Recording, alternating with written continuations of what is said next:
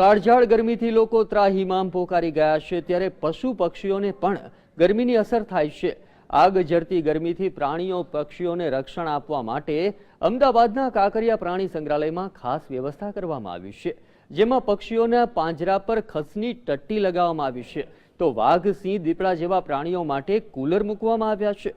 જ્યારે હાથી, રીંછ જેવા પ્રાણીઓને પાણી પસંદ હોવાથી તેમના પાંજરામાં પાણીનો હોજ બનાવાયો છે. તાપમાન 45 કે તેથી વધુ જાય તો પ્રાણીઓને હીટ સામે રક્ષણ મળે તે માટે દવા પણ આપવામાં આવે છે. ગરમીમાં લોકોને હીટ સ્ટ્રોક, ડિહાઇડ્રેશન જેવી સમસ્યાઓનો સામનો કરવો પડતો હોય છે, તેમ પ્રાણીઓને પણ આવી તકલીફ પડે છે, જેમાં ગરમીમાં પશુ પક્ષીઓનો ખોરાક ઘટી જાય છે. વધુ પડતી ગરમીમાં પ્રાણીઓ હાંફવા લાગે છે. પ્રાણીઓ બીમાર પડી શકે છે, જેથી પ્રાણીઓમાં ગરમીમાં આરામ કરવાનું પસંદ કરે છે. કુલરો ફિટ કરાયા છે સિંહ, બાઘ, દીપડા, રીંછ, ઇવન હાથીમાં પણ. અને જે પાણીની હોજ છે એ પાણીની હોજ જે પ્રાણીઓ પાણીમાં બેસવાનો પસંદ કરતા હોય, બાઘ છે, મગર છે, જલબિલાડી છે, રીંછ છે, ત્યાં અમે પાણી ભરીને રાખીએ છીએ.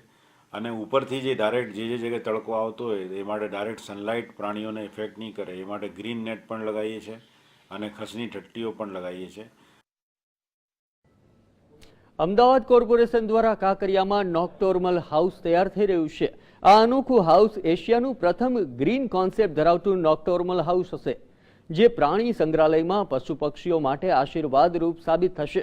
અત્યારે પ્રાણી સંગ્રહાલયમાં રહેતા પશુ પક્ષીઓ માટે સિઝન મુજબ કુલર હીટરની વ્યવસ્થા કરવી પડે છે, જ્યારે આ પ્રકારના હાઉસમાં જીઓથર્મલ પાઇપ નાખી હોવાથી ગરમીમાં ઠંડક અને ઠંડીમાં ગરમીનો અનુભવ કરાવશે. પશુ પક્ષીઓના પાંજરા સાફ કરવા માટે તેમજ અન્ય કાર્ય માટે જે પાણીનો ઉપયોગ કરવામાં આવે છે તે હાલમાં વેસ્ટ જાય છે, જ્યારે કે આવા હાઉસમાં આ પાણીનો પુનઃ ઉપયોગ પણ કરી શકાશે.